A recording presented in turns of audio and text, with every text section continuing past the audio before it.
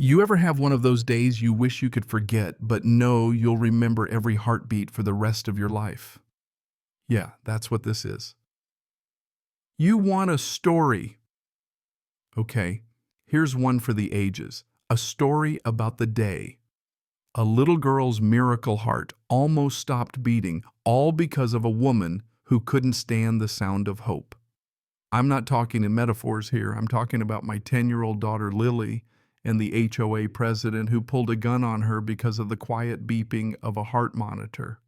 You think I'm exaggerating, I wish. Sunset at Willow Creek Park used to be my favorite time. Kids on the swings, parents swapping stories, the air heavy with honeysuckle and that almost summer glow. That night Lily was flying through the air, hair wild blue eyes sparkling and the softest little beeps pulsing from the monitor tucked under her jacket. That sound. It's why she's alive, born with a heart that could barely keep up, lived in hospitals more than home surgeries, the kind of stuff that makes a grown man cry into his hands. But she made it, thanks to a heart from a 16-year-old girl named Karen Thompson, a name that'll come back around, you'll see. 3 years since her transplant, Lily was just a kid again, finally. For us, those moments watching her swing and laugh were nothing short of a miracle. And me. Yeah, I'm James Carter, director of the FBI. But when I'm at that park, I'm just Lily's dad melting on a bench while my wife Emma jokes with the other moms. Our place, Greenhaven Estates, pristine lawns, quiet streets, and one HOA president, Karen Mitchell, who took community rules and cranked them up to 11. Karen was the queen bee, always with that tight bun and death grip on her clipboard, hunting for any excuse to write up a violation. Crooked mailbox, fine. Wrong flowers. Uproot 'em, late trash cans. Angry notes. You know the type, if she couldn't control it, she'd find a way to ruin it. Most folks just kept their heads down. Me. I tried to avoid her entirely, but that evening there was no hiding. The clack of her heels hit the pavement like a warning shot, and I knew before she even said my name that something was about to go sideways. She stormed up red-faced, accusing, jabbing her pen at my kid at Lily because, get this, the faint beeping from her heart monitor was disrupting the peace. Page 52, section 4, she quoted, "No disruptive noises in communal spaces." You gotta be kidding me, right? Karen, that's a medical device. My daughter had a heart transplant. That sound is saving her life. I tried, but she wasn't hearing any of it. I don't care what it is, she screeched. It's against the rules. Remove it or get fined. I could barely process it. Nobody else could even hear it unless they were standing right there, but Karen needed a fight, needed to win. Lily, bless her heart, came running over, eyes wide, clutching her monitor. She thought she'd done something wrong. And that's when Karen bent down, face twisted and ugly, and said, "Just because you have a heart condition doesn't mean you're special. Rules apply to everyone." That was it for me. You can say what you want to me, but you don't mess with my kid. I stepped between them, told her to back off, but she just laughed in my face, told me I thought I was above it all because of my job. Said it was her neighborhood, her rules. The crowd started gathering, phones out, parents whispering, kids quiet, Lily trembling. Mrs. Patel tried to diffuse it, saying, "The sound's barely noticeable," but Karen cut her off. "This is between me and the Carters. They think they're above the rules." The more I tried to reason, the louder Karen got, shrieking about fines, threatening to call the police, making Lily cry. The stress, the fear, you could feel it in the air, the way everyone tensed up. "Rules are rules!" Karen screamed, her voice bouncing off the playground. "That beeping stops now or I'm calling the cops." Lily started to sob, holding my hand so tight it hurt. I tried to get us out of there just to protect my daughter, but Karen wouldn't let us go. She grabbed my arm, eyes wild, voice cracking, and that's when she reached into her purse. At first I thought phone, maybe a pepper spray, but when her hand came out, she was holding a pistol, a real shiny silver gun. Someone screamed. Kids ran. Parents yanked their children away. Karen put the gun down. I said, my training running through my veins. Assess, de-escalate, protect. But Karen was beyond talking.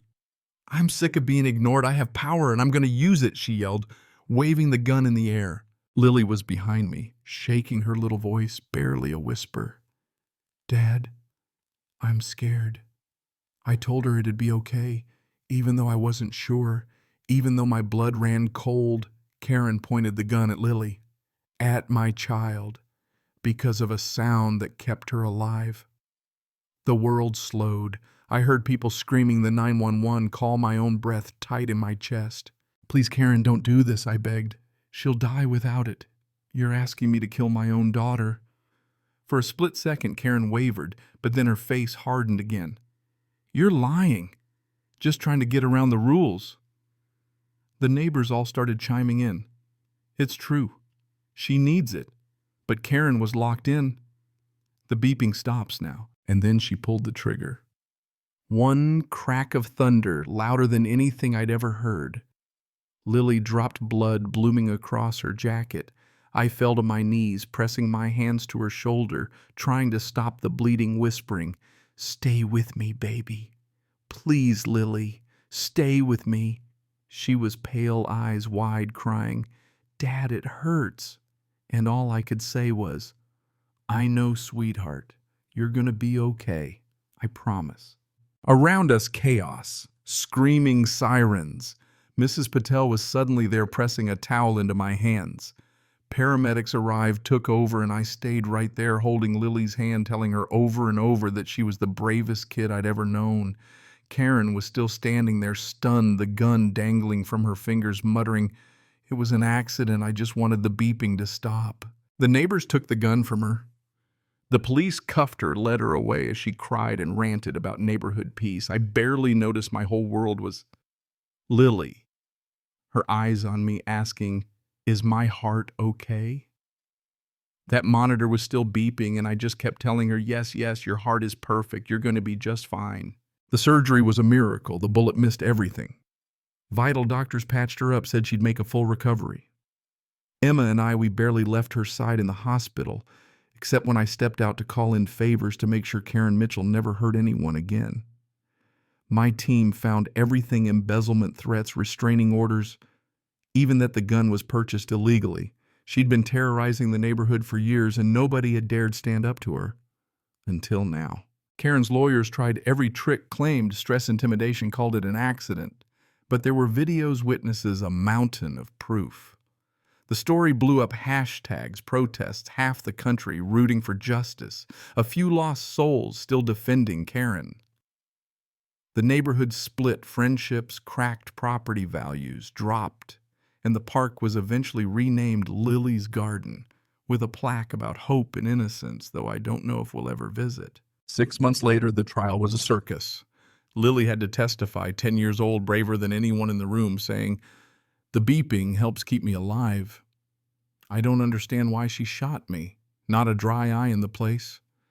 The jury took 2 hours, guilty on every charge, 27 years, no parole.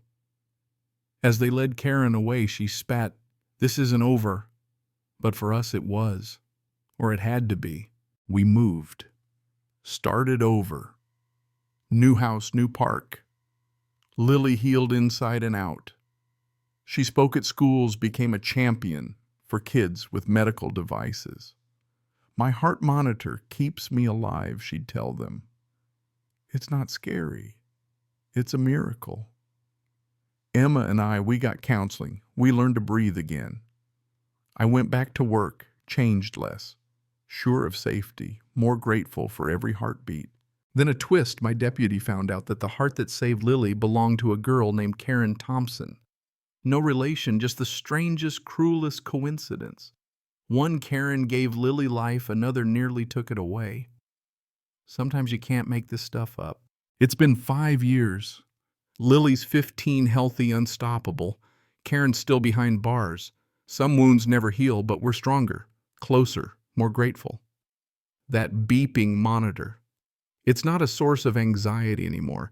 It's a song, a reminder that miracles exist, that hope survives gunshots and hate. And maybe the biggest lesson is this: love community and a little girl's courage can outlast any darkness. So here's my question. Where do you stand? Was justice served? Are there Karens in your world? Tell me below. Let's talk about what community compassion and real courage look like, because sometimes the smallest sound is the loudest cry for help, and every heartbeat matters.